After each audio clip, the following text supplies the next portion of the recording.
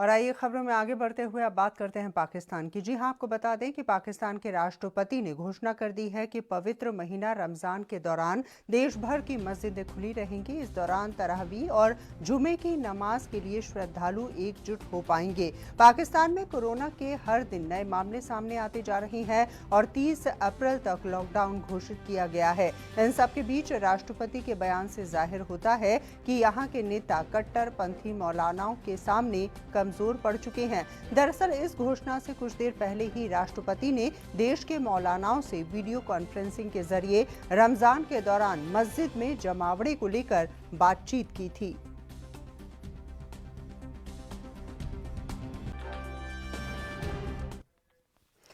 और अब बात करते हैं दक्षिण अफ्रीका की। आपको बता दें, दक्षिण अफ्रीका के राष्ट्रपति सिरिल रामाफोसा ने कहा है कि शराब कोरोना महामारी के खिलाफ लड़ाई में एक बाधा है। उन्होंने एक औद्योगिक समूह में ये बात कही है जो पाबंदियों को हटाने की कोशिशों में जुटा हुआ है। दरअसल लॉकडाउन के दौरान पाबंदियों के कारण शराब की बिक्री और उसका परिवहन निषेध है। राष्ट्रपति ने फोरम के सदस्यों को राष्ट्रीय आपदा के दौरान शराब की बिक्री की अनुमति देने के अनुरोध पर जवाब दिया है। आपको बता दें कि राष्ट्रीय आपदा के कारण देश में 21 दिन का बंद है और शुक्रवार को इसे 2 और हफ्तों के लिए बढ़ा दिया गया है। राष्ट्रपति ने एक बयान में कहा है कि शराब की बिक्री पर पाबंदी लगातार जारी रहेगी।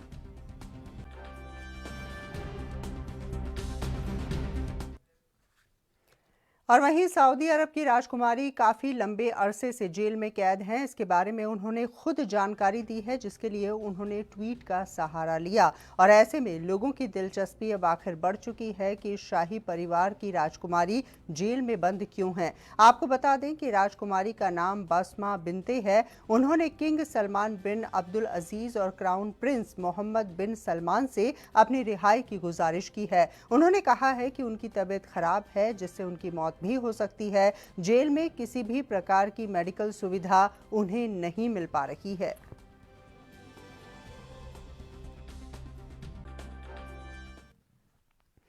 और वहीं दुनिया कोरोना से लगातार जंग लड़ रही है और सभी सरकारें लोगों से सोशल डिस्टेंसिंग का पालन करने की अपील कर रही हैं। कई देशों में संक्रमण को फैलने से रोकने के लिए लॉकडाउन भी कर दिया गया है। इस लॉकडाउन के बीच में एक धार्मिक नेता के जनाजे में लाखों की संख्या में लोग जुट गए। आपको बता दें कि बांग्लादेश में धार्मिक नेता मौलाना जुबेर अहम अंसारी का जनाजा निकाला गया। जब उनका जनाजा निकाला जा रहा था तो लॉकडाउन को भुलाकर उनके अनुयायी इस जनाजे में काफी बड़ी संख्या में शामिल हो गए। दावा किया जा रहा है कि इस जनाजे में 1 लाख लोग शामिल हुए थे। इस दौरान सोशल डिस्टेंसिंग की जमकर धज्जियां उड़ाई गई। आप देख सकते हैं तस्वीरों में किस तरह से यहाँ सोशल डिस्टेंसिंग के नियम का पालन नहीं किया जा रहा है। पुलिस के एक अधिकारी ने यह भी बताया है कि कई सारे लोग, यहाँ तक कि ढाका से भी कई लोग इस जनाजे में शामिल होने के लिए पहुंचे थे। तो हैरानी की बात है जिस तरह से ये तस्वीरें सामने आई हैं। और जैसा कि जानकारी हमने आप तक पहुंचाई है कि ये तस्वीरें जो हैं वो हैरान करने वाली हैं, परेशान करने वाली हैं। और ऐसे में सवाल ये उठता है कि आखिर बांग्लादेश में इस तरह से जनाजे को निकालने की इजाज़त कैसे दी गई।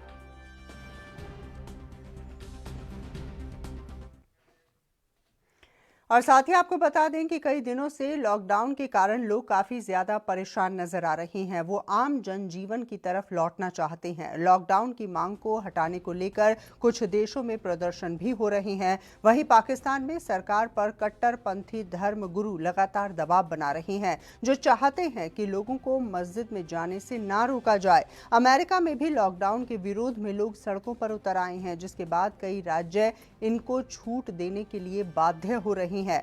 ब्राजील में भी लॉकडाउन के खिलाफ प्रमुख शहरों में लोगों ने प्रदर्शन किया है, लेकिन अधिकारियों ने आशंका जताई है कि इससे कोरोना का खतरा बढ़ सकता है।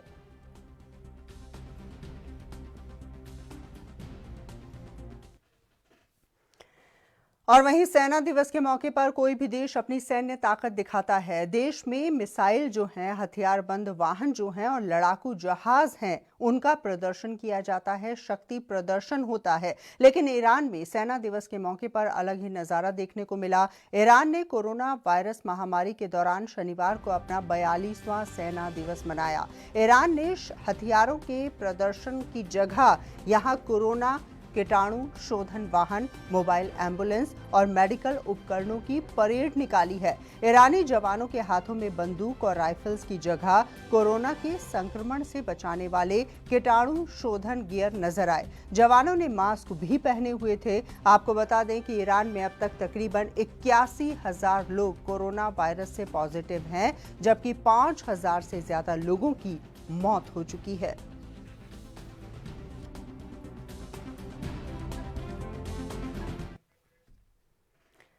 और खबरों में आगे बढ़ते हुए अब बात करते हैं भारत की। जी हां, आपको बता दें कि देश में लगातार कोरोना की महामारी की मार देखने को मिल रही है। लॉकडाउन जारी है। इस बीच प्रधानमंत्री नरेंद्र मोदी ने कहा है कि इस चुनौती से निपटने के लिए एकता और भाईचारे की जरूरत है। प्रधानमंत्री ने कहा है कि कोरोना हमला करने से पहले धर्म, जाति, रंग, भाषा और सीमाएं नहीं देखता है। उन्होंने अपने पोस्ट में कहा है कि मुश्किल वक्त में हम सबको साथ मिलकर इस चुनौती का सामना करना चाहिए। प्रधानमंत्री ने आगे लिखा है कि कोरोना वायरस ने पेशेवर लाइफ पूरी तरह से बदल कर रख दी है। हमारा घर ही हमारा दफ्तर बन चुका है और इंटरनेट हमारा मीटिंग रूम है।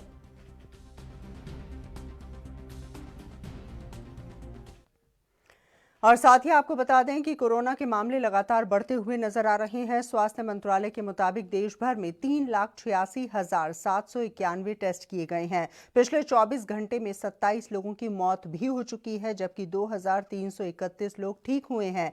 23 राज्यों में 43 जिलों में 14 दिनों से कोई भी नया केस नहीं मिला है। वहीं गृह मंत्रालय ने कहा है कि लॉकडाउन में गैर जरूरी सामानों की आपूर्ति पर रोक रहेगी। परिस्थितियों का आकलन करने के बाद ही छूट दी जाएगी। टोटल अब तक 1334 केसेस नए आए हैं और टोटल कंफर्म केसेस की संख्या 15,712 है। लास्ट 24 आवर्स में 27 नई डेथ रिपोर्ट हुई हैं, which takes our total death toll to 507 death so far. जैसे कि मैंने आपको कल भी बताया था, माहे इन पुडुचेरी और कोडगु इन कर्नाटका में पिछले 28 दिनों से कोई केस नहीं आया है। इसके साथ ही अगर आज का डेटा देखें तो 54 ऐसे एडिशनल डिस्ट्रिक्ट्स हैं beside the 2 above districts in 23 states and union territories जहां पिछले 14 दिनों से कोई केस नहीं आया है। इसमें 10 नए डिस्ट्रिक्ट्स इंक्लूड हुए हैं। वह डिस्ट्रिक्ट्स है गया और सारण इन बिहार, बरेली इन उत्तर प्रदेश, फतेहगढ़ साहिब रूपनगर पंजाब से, भिवानी, हिसार, फतेहाबाद हरियाणा में, कचार और लखीमपुर असम से हैं। मैं आप लोगों से फिर यही रिक्वेस्ट करना चाहूँगा कि हमारा एफर्ट होना चाहिए कि इन डिस्ट्रिक्ट्स में फर्दर केसेज न आए और वो कंटिन्यूड विजिल हमारी बनी रहे। इसके साथ ही वैक्सीन और ड्रग टेस्टिंग से संबंधित साइंस के फ्रंटियर्स पर काम करने के लिए आज एक हाई लेवल टास्क फोर्स का गठन किया गया है। इसके को चेयर मेंबर नीति आयोग और principal scientific adviser to government हैं। इसके अलावा इसमें AYUSH, ICMR, department of science and technology, biotechnology, CSIR, DRDO, director general of health services और ड्रग कंट्रोलर भी इसके मेंबर्स हैं। इस टास्क फोर्स का मुख्य उद्देश्य एकेडमिया, इंडस्ट्री और जो इंटरनेशनल एफर्ट्स हो रहे हैं उनको इनेबल करना, उनको फर्दर स्पीड अप करना है। और वहीं उत्तर प्रदेश की अगर बात की जाए तो उत्तर प्रदेश के अपर मुख्य सचिव गृह ने एक प्रेस कॉन्फ्रेंस की। इस दौरान उन्होंने मुख्यमंत्री योगी आदित्यनाथ के फैसलों के बारे में जानकारी दी है। आप भी सुनिए। आज माननीय मुख्यमंत्री जी ने टीम 11 की बैठक सुबह 11 बजे की। माननीय मुख्यमंत्री जी द्वारा पिछले 45 दिनों में देश के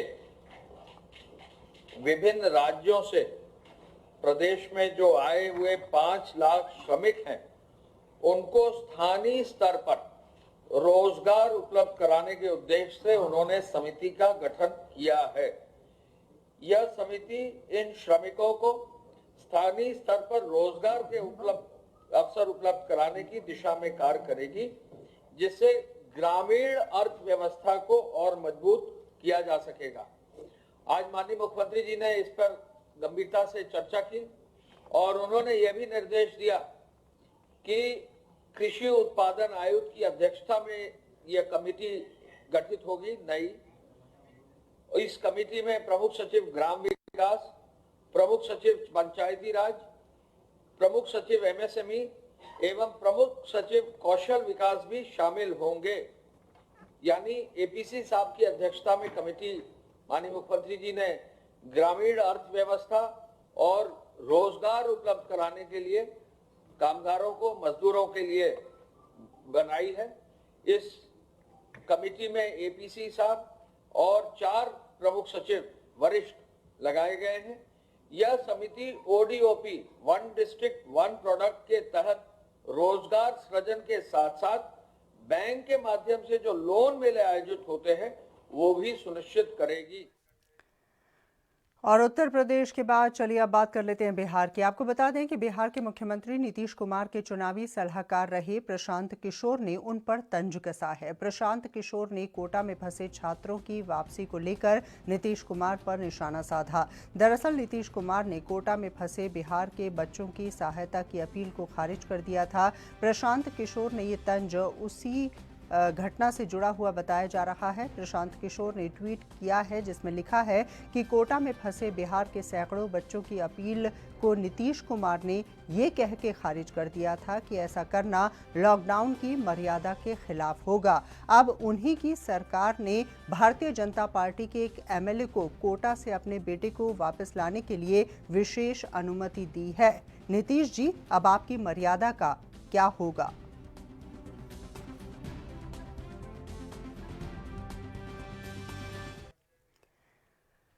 और वहीं उत्तर प्रदेश के शाहजहांपुर के मंत्री सुरेश कुमार खन्ना ने आज कम्युनिटी किचन सेंटर का शुभारंभ किया। उन्होंने कहा है कि सरकार जरूरतमंदों और गरीबों को भोजन उपलब्ध करा रही है। उन्होंने इस संबंध में सामाजिक संगठनों की तरफ से की जा रही कोशिशों की सराहना भी की है। उन्होंने कहा है कि देश वैश्विक महामारी से जूझ रही है। ऐसे समय में सरकार के साथ सामाजिक संगठन भी लोगों की सहायता करने के लिए सड़कों पर उतर आए हैं। जरूरतमंदों को राशन और भोजन उपलब्ध कराने के लिए वो लगातार कोशिश कर रहे हैं और इसका वो स्वागत करते हैं।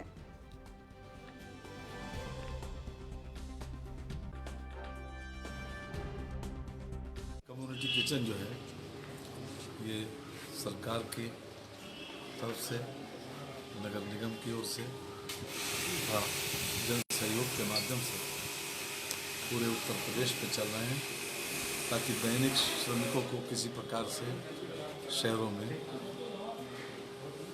दिक्कत न हो, उनको समय पर भोजन मिल सके।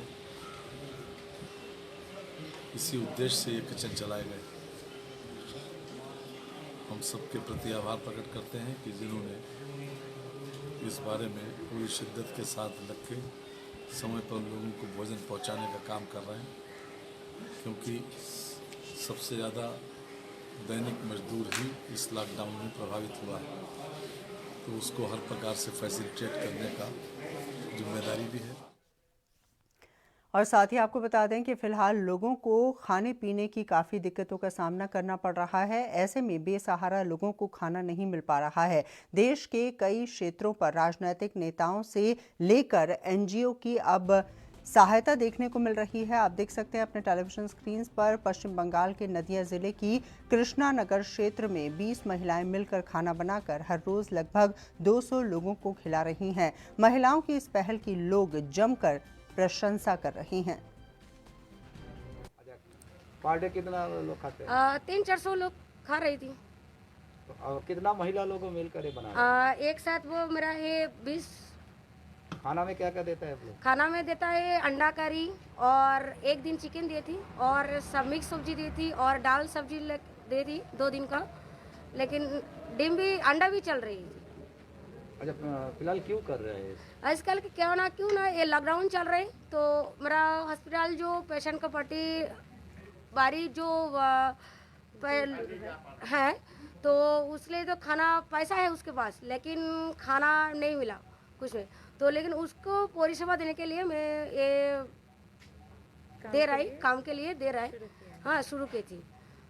अच्छा, आप तक कितना दिन करेंगे? अब तक लॉकडाउन रहेगा जितना दिन, लेकिन मैं भी सब ऊपर वाला का काम है, मेरा तो कोई काम नहीं, तो पैसा ऊपर वाला का देगा तो हम लोग भी देते। वाकई में पश्चिम बंगाल की तस्वीरें हमने आप तक पहुंचाई, किस तरह से लोगों की सहायता यहां पर की जा रही है। वहीं आगरा की अगर बात की जाए तो उत्तर प्रदेश के आगरा में 241 नए मामले कोरोना के देखने को मिले हैं। इसके बाद रविवार को लॉकडाउन को पूरी तरह से लागू करने के लिए पुलिस ने सख्ती बढ़ दी है। ये भी आपको बता दें कि इस दौरान भगवान टॉकीज के पास सर्विस रोड पर पुलिस चेकिंग के दौरान बाइक को रोकने पर एक युवक ने पुलिस पर हमला बोल दिया। हमला चाकू से बोला गया। ये भी आपको बता दें कि एक सिपाही की 2 उंगलियां भी कट गई हैं और इस दौरान हमलावर ने खुद को भी घायल कर लिया है। घटना के बाद आरोपी को गिरफ्तार कर लिया गया। पूरी घटना को होते देख तुरंत थाने की अन्य फोर्स भी मौके पर पहुंच गई, जिसके बाद आरोपी को थाने ले जाया गया। और वहीं महामारी पर लगाम लगाने के लिए उत्तर प्रदेश में गाजियाबाद पुलिस धरती से लेकर आसमान तक लॉकडाउन का उल्लंघन करने वालों पर नजर बनाए हुए है। इसके लिए पुलिस हॉटस्पॉट की निगरानी के लिए ड्रोन का इस्तेमाल भी कर रही है। वहीं बिना वजह सड़क पर निकले वाहनों का चालान भी किया जा रहा है, जबकि कई वाहन सीज भी किए गए हैं। लॉकडाउन में बिना वजह सड़क पर निकले लोगों के खिलाफ पूरी सख्ती बढ़ती जा रही है। जो भी व्यक्ति बिना किसी वजह के सड़क पर घूमता पाया जा रहा है, उसे गिरफ्तार किया जा रहा है। देखिए, लॉकडाउन और सोशल डिस्टेंसिंग के जो नियम हैं उनके अनुपालन को सुनिश्चित करने के लिए रेगुलर चेकिंग की जा रही है। आज संडे का दिन है तो कुछ इस तरह से लोग ना निकलने पाएँ सड़कों पर और लॉकडाउन के नियमों का उल्लंघन ना हो, इसलिए यहाँ पे लगातार चेकिंग की जा रही है। और उसमें विशेष रूप से जो बाइक पे सवार हैं तो नियमानुसार बाइक पर एक ही व्यक्ति चलेगा जैसा निर्देश है, और जो 4 व्हीलर है उसमें 2 व्यक्ति, जो एक पीछे और एक आगे, इसको सुनिश्चित करवाया जा रहा है। और जो लोग इसका अनुपालन नहीं कर रहे हैं उनके खिलाफ एक्शन लिया जा रहा है, चालान किया जा रहा है, लीगल एक्शन लिया जा रहा है। और जिनकी बहुत ज़्यादा समस्या है उनको समझाकर इन नियमों का पालन करने के लिए प्रेरित किया जा रहा है कि वो लोग आगे से ऐसा ना करें। और साथ ही आपको बता दें कि हरियाणा के चरखी दादरी में जरूरतमंदों को राशन वितरित कर रहे सफाई कर्मचारियों के साथ पुलिस के द्वारा मारपीट की गई है। मारपीट की शिकायत नगर परिषद अधिकारी को सौंपी गई है। मामले की शिकायत नगर परिषद ने डीसी को सौंपी है। वहीं कार्रवाई नहीं होने पर सफाई कर्मचारी यूनियन ने सफाई कार्य बंद करने की चेतावनी दी है। सफाई कर्मचारी यूनियन की प्रधान सुनीता देवी ने बताया कि नगर परिषद के सभी कर्मचारी बिना किसी छुट्टी को लिए लॉकडाउन और कोरोना महामारी के दौरान भी शहर को साफ सुथरा रखने की लगातार कोशिश कर रही हैं। सभी सरकारी दफ्तर और सार्वजनिक स्थानों पर सफाई की जा रही है, लेकिन ऐसे में 3 बार सफाई कर्मचारियों के साथ पुलिस अधिकारी यहां पर मारपीट कर चुके हैं। ये कर्मचारी है जो कर्मचारियों पर बार बार पुलिस हमला बोल रही है और कभी लाठी बरसा रही है, कभी थप्पड़ मारती है। कर्मचारियों के साथ ये शोषण कर रखा है। इसी मारे हम उद्यम हॉस्पिटल में लड़के का इलाज के लिए आए हैं और सरकार से ये कहते हैं कि भाई अगर कर्मचारियों के साथ में ये पुलिस अधिकारी इस तरह की हर वारदात को अंजाम देंगे तो कर्मचारियों के साथ कौन खड़ा हुआ है। हमारी रणनीति ये है कि हमने आज से काम बंद कर दिया है, हम काम नहीं करेंगे। अगर काम करवाना हो तो वो जो पुलिस अधिकारी है वो अपनी माफ़ी मांगे कर्मचारियों से, और आज के बाद कोई पुलिस अधिकारी किसी कर्मचारियों पे हाथ नहीं उठाए। और सरकार से भी ये अनुरोध करती हूँ और अनिल विज से और मोदी या खट्टर सरकार से भी। और वहीं हरियाणा के नूह मेवात की अनाज मंडी में किसानों को काफी परेशानियों का सामना करना पड़ रहा है। तुलाई, नमी से लेकर अवैध रूप से प्रत्येक बैग पर 10 रुपये ज्यादा वसूल करने की खबरें आ रही हैं। इसके चलते फिरोजपुर झिरका के विधायक मामन खान फिरोजपुर झिरका की अनाज मंडी का दौरा करने पहुंचे, जहां नूह जिले की अनाज मंडी में किसानों की जेब पर खुलेआम अढ़ाती और अधिकारियों की मिली भगत सामने आ रही है। जिसके बाद विधायक ने अनाज मंडी में पहुंचकर अढ़ाती और खरीद से जुड़े अधिकारियों को जमकर लताड़ा है। ये हमारी फिरोजपुर झिरका की अनाज मंडी में जो सरसों की खरीद थी, काफ़ी सालों बाद 15 तारीख से सरकार ने शुरू की थी, जिसके लिए मैं सरकार के अधिकारियों पर गया। मैं उनका धन्यवाद भी करना चाहता हूँ कि उसने मेरी बात सुनी। उसके पश्चात 3 दिन से लगातार व्हाट्सएप के माध्यम से, फेसबुक के माध्यम से खबरें आ रही थी कि फिरोजपुर के अनाज मंडी में सरसों की खरीद में बहुत काला बाजारी हो रही है। तो उसके पश्चात आज भी कम से कम 50 किसानों के मेरे पास फ़ोन आए कि आप मंडी आइए और यहाँ देखिए किस तरह से ये लोग हमारे साथ घपलाबाजी कर रहे हैं। तो मैं जैसे ही मंडी में पहुंचा तो मैंने वहाँ देखा जो सरसों की तुलाई हो रही थी 45 किलो की जगह 47 किलो की वो तोल कर रहे थे और किसानों को मात्र 45 किलो के पैसे दे रहे थे और मुआशर के जो 8% तक अलाव था उससे ज़्यादा जो मुआशर आता उसकी भी ये कटौती कर रहे थे। उसके बाद और बात, सबसे बड़ी बात, जबरन 10 रुपए पर कट्टा वसूली कर रहे थे हर किसान से। तो मैं वहाँ पहुँचा, सारे प्रशासन को बुलाया, वहाँ तहसीलदार आ गए, मंडी के सुपरवाइजर, सेक्रेटरीज वगैरह सब आ गए। तो मैंने उनको सबको हिदायत दी, यदि किसान के एक भी दाना आप लोगों ने ज़्यादा लिया और चोरी की तो किसी भी कीमत पर बर्दाश्त नहीं की जाएगी। उसके खिलाफ जो सोसाइटी है, राकेश नाम की जो पुनाना की सोसाइटी है, उसके खिलाफ सारे किसानों ने मिलकर के थाने में दरखास्त दी है और मैंने भी डीसी साहब को भी इस बात से अवगत करा दिया है। डीसी साहब ने कहा है कि दरखास्त दो और इनके खिलाफ एफआईआर लॉन्च करो। और वहीं दूसरी तरफ हरियाणा के जींद के अनाज मंडी में सरसों की फसल लेकर पहुंचे किसानों का कहना है कि बरसात के कारण किसानों की फसल का काफी ज्यादा नुकसान हो सकता है। ये भी आपको बता दें कि अनाज मंडी में पर्याप्त शेड व्यवस्था नहीं है, जिससे अगर मंडी के अंदर और भी ज्यादा अनाज आता है तो काफी बड़ी समस्या खड़ी हो सकती है। इस पूरे मुद्दे को लेकर हमारे संवाददाता ने यहाँ पर लोगों से खास बातचीत की है, आप भी देखिए। एक बार फिर जो है बारिश ने किसान की चिंता बढ़ा दी है। हम जींद की नई अनाज मंडी में मौजूद आपको दिखाएंगे। सरसों की फसल जो है किसान अपनी यहाँ जो है लेके आने लग रहे हैं। हालांकि 15 अप्रैल से जो है सरसों की खरीदारी शुरू हुई थी और 15 अप्रैल से जो है गेहूं की खरीदारी शुरू होगी। हालांकि जो किसान है वो अपनी जो फसल है वो मंडी में जो है लेके आए हुए हैं। आप देख सकते हैं यहाँ पे जो है ये जो सफ़ेद पट्टी दिख रही है ये एक सपोर्ट बनाई है ताकि जो कोरोना वायरस है किसी में ना फैल सके और किसान जो है अपनी फसल इसी स्पॉट पे डाले। जो है दूरी भी बिल्कुल यहाँ देखने को मिली है ताकि कोरोना जैसी महामारी किसी में ना फैले। हमारे साथ कुछ किसान मौजूद, उनसे बात करते हैं। अंकल जी, किस तरह की दिक्कतों का सामना करना पड़े आपको? राम राम भाई, सारे भाइयों ने, इन जवाना ने भी दिक्कत तो भाई है। बारिश के टाइम पर स्पेशल है, साइड की कमी है, डिस्टेंसिंग का तो सारे ख्याल कर रहे हैं, कर्मचारी भी, किसान भी, मजदूर भी सारे कर रहे हैं। अपना अपना बचाव और देश का बचाव रहा भाई। एक तो गेहूं का टाइम पे ये क्लियर नहीं हो रहा कि कैसे ली जाओगी। ये जो जरूर टीवी पे, रेडियो पे स्पष्ट कराया जावा है कि भाई गेहूं इस तरह खरीदी जाओगी, ये बोले किसान जहाँ समय है। और दूसरी बात भाई उप मुख्यमंत्री तो आशा करें सारे किसान सारा वोट उससे ही दे रखा है भाई, किमिन सुतरा करें। बिल्कुल साइड की जो है किसानों का कहना है, साइड की जो है मंडी में कमी है। हमारे साथ कुछ और किसान मौजूद, उनसे बात करते हैं। भाई साहब, क्या कहना चाहेंगे, किस प्रकार की दिक्कतों का सामना करना पड़ता है किसान को? किसान को जी दिक्कत गई तो किसान में कमी है नहीं। पहले तो फसल खराब कर दी बारिश ने, सारी गेहूं की फसल में वैसे ही 50% का तो नुकसान पहले ही हो चुका है।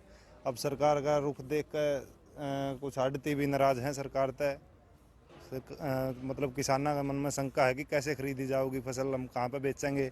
बुआरा का टेम आ रहा है, आगे आड़तियों से पहले पैसे ले लेते थे काम कुम करवाने के लिए। वो आड़ती भी थोड़े बहुत नाराज हैं, किसानों को उससे तो खैर क्या नाराजगी है, सरकार से नाराज हैं। अच्छा, जो ये बारिश का मौसम हुआ है तो आपको क्या लगता है कितना नुकसान किसान को झेलना पड़ेगा हर बार? जैसे बारिश कल भी आई थी, कल वाली बारिश तो जी का नुकसान तो काफ़ी हुआ है। जहाँ पर तेज़ बारिश थी, जैसे जींद में तेज़ थी तो नुकसान तो था ही। जो जिसकी किसान सरसों बाहर पड़ी थी वो भीगी, साइड से बाहर थी उसकी भीगी, उसकी आज बिक्री नमी की वजह से बिक्री शायद ना हो पाई। उन्होंने तो बेचारा कल पूरा दिन से सुखा रखी थी, अब यह भीगी है, इसकी शायद बिक्री ना हो पाई। अच्छा, सोशल डिस्टेंसिंग की अगर बात की जाए तो क्या लगता है आपको, मंडी में पालन हो रहा है? हाँ बिल्कुल हो रहा है जी। सोशल डिस्टेंसिंग का बार बार सैनिटाइज कर रहे हैं लोगों को यहाँ पे रह के।